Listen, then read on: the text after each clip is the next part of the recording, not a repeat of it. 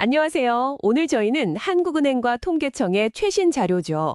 국민 대차 대조표를 가지고 대한민국의 자산 현황을 한번 살펴보겠습니다. 2024년 말 기준으로요.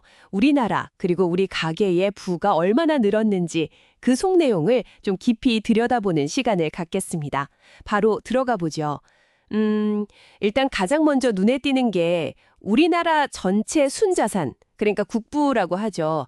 이게 사상 최대치를 기록했다고요. 이경 4,105조 원.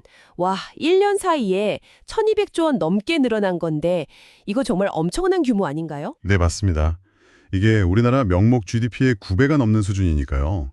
어우, 대단한 규모죠. 국가 경제의 어떤 기초 체력, 이걸 보여주는 지표로 볼 수 있겠습니다. 9배. 엄청나네요. 그런데 그 자산 구성을 좀 뜯어보면요. 이게 더 흥미로운 지점이 보입니다. 국부의 약 93% 정도가 토지, 건물 같은 비금융 자산, 그러니까 실물 자산이라는 거죠. 93%요? 거의 대부분이네요. 그러니까 실물, 특히 부동산에 묶여 있다. 이런 말씀이시군요. 그렇죠. 네. 그런데 또 재밌는 건 자료를 보면 금융자산 증가율이 훨씬 높아요. 아, 맞아요. 저도 그 부분 봤어요. 비중은 작지만은 증가세가 가팔랐다고요. 정확합니다. 그 비금융자산, 그러니까 전체의 93%를 차지하는 이건 1년 동안 2.9% 증가에 그쳤거든요. 2.9%. 네. 그런데 순금융자산 있잖아요. 이게 전체의 한 7% 정도 되는데 이건 무려 56%나 급증했어요. 56%요? 와, 증가율 차이가 엄청나네요. 그렇죠. 액수 자체로는 실물자산 증가액이 635조 원으로 금융자산 582조 원보다 조금 더 크긴 합니다만 증가율만 놓고 보면 폭발적이죠. 이게 앞으로 자산 구성에 어떤 변화가 있을지 좀 시사하는 부분이라고 할 수 있습니다. 동력이 뭘까요? 우리가 진짜 열심히 일해서 번 돈으로 차곡차곡 쌓아 올린 걸까요? 결과는 조금 다릅니다. 좀 의외일 수도 있는데요. 늘어난 순자산이 아까 1,217조 원이라고 했잖아요. 네네. 그중에서 약 75%, 그러니까 4분의 3 정도는요. 기존에 가지고 있던 자산, 부동산이나 주식 같은 거요. 이런 자산의 가격이 올라서 늘어난 겁니다. 아, 소위 거래 외 요인이라고 부르는 것의 기여가 압도적인 거죠. 잠깐만요. 그럼 실제 우리가 소득으로 저축하거나 투자해서 늘어난 자산, 그 거래 요인이라는 건 4분의 1밖에 안 된다는 말씀이세요? 네, 그렇습니다. 25% 정도에 불과했어요. 이야, 이건 좀 충격적인데요. 그러니까 그냥 자산을 가지고 있었다는 이유만으로 부가 훨씬 더 많이 늘어났다는 거잖아요. 네, 바로 그 점입니다. 이게 현재 자산 시장의 굉장히 중요한 특징을 보여주는 거예요. 소득이 늘어나는 속도보다 자산 가치가 오르는 속도가 훨씬 빠르다는 거죠.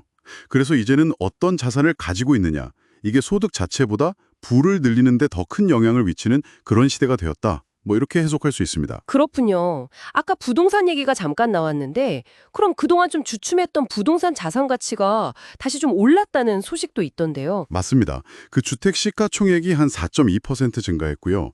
토지 자산 가치도 2.1% 정도 올랐습니다. 아, 다시 상승세로 돌아섰군요. 네, 집값이 다시 오르면서 전체 자산 증가에 기여를 한 거죠.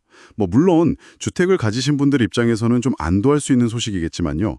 다른 한편으로는 자산 불평등 심화에 대한 우려, 이런 목소리도 나올 수 있는 지점입니다. 네, 그럴 수 있겠네요. 자, 그럼 이제 우리 가계 이야기로 넘어가 볼까요? 우리 가계 지갑 사정은 좀 어떤지 이게 사실 청취자분들이 가장 궁금해하실 부분이잖아요. 네, 그렇죠. 가계 및 비영리 단체의 순자산을 보면요. 일경 3,068조 원입니다. 이게 전체 국부의 절반이 넘어요. 54.2% 정도를 차지합니다. 절반 이상이 가계 자산이군요. 네.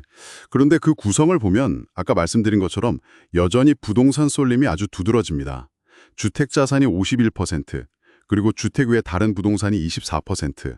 이걸 합치면 가계 순자산의 거의 75%, 4분의 3이 부동산 관련 자산인 거죠. 4분의 3이요? 와, 정말 비중이 높네요. 그럼 순금융자산은 한 25% 정도 된다는 거고요. 네, 맞습니다. 순금융자산 비중은 한 24% 수준입니다. 자, 그럼 이 모든 통계들, 국부가 늘었고 그 이유가 자산 상승이고 또 가계 자산은 부동산에 쏠려 있고 이런 것들이 우리에게 시사하는 바는 결국 뭘까요? 추세는 좀 분명해 보입니다. 그러니까 단순히 월급을 받아서 저축하는 것만으로는 자산 증식 속도를 따라가기가 점점 더 어려워지고 있다. 이런 현실인 거죠.